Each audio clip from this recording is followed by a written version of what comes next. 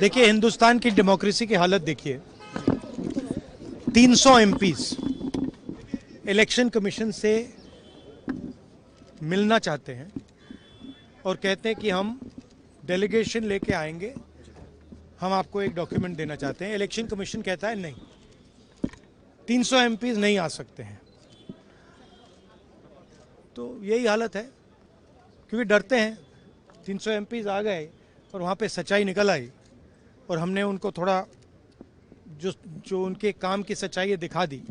That is why. लेकिन आपको लगता है कि सर आपको ये जो लड़ाई है, मैं थोड़ा क्लियरली बोलना चाहता हूँ। देखिए, अब ये राजनीतिक लड़ाई से आगे निकल गई है, ठीक है। अब ये देश की जो आत्मा है, स्पिरिचुअल देश का जो आत्मा है, उसके लिए लड़ाई हो रही है। कॉन्स्टिट्यूशन की लड़ाई है। One man one vote constitution का फाउंडेशन है। वन मैन वन वोट के बिना कॉन्स्टिट्यूशन का कोई मतलब नहीं है। और हमने क्लियरली दिखाया है कर्नाटक में कि वन मैन वन वोट नहीं है। Multiple man multiple vote, one man multiple vote, सारा कुछ चल रहा है, ठीक है। तो ये अब लड़ाई पूरी की पूरी ऑपोजिशन लड़ रही है और हिंदुस्तान के जो युवा हैं उनको ये बात समझ आ गई है। तो अब इलेक्शन कमीशन को छुपना काफ़ी मुश्किल हो जाएगा। उन्हीं का डेटा है, वो अपने वेबसाइट से वही डेटा निकाल दें।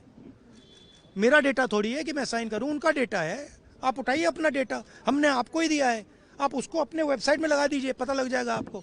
मतलब डिस्ट्रैक्ट करने का काम है, ठीक है। और एक और बात, आप ये मत सोचिए कि सिर्फ बेंगलोर में हुआ है ये देश में अलग अलग कंस्टिट्यूंसीज में हुआ है और इलेक्शन कमीशन जानता है। इलेक्शन कमीशन जानता है कि वो उसका जो डेटा है वो फटेगा।